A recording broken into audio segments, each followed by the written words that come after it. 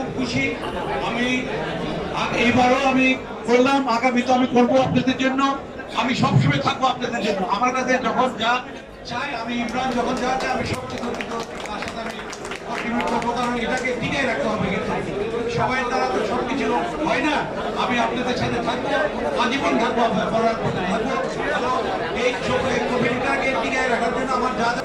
ধন্যবাদ আব্দুল্লাহ স্বপন ভাইকে আমাদের এই বৃহত্তর কমিটি সমিতি এগিয়ে নেওয়ার জন্য সকল প্রচেষ্টায় সবসময় শরীর থাকার জন্য। এই পর্যায়ে বক্তব্য রাখবেন বৃহত্তর কুমিল্লা যুব সমিতির সাধারণ সম্পাদক মোশাররফ হোসেন মিলন।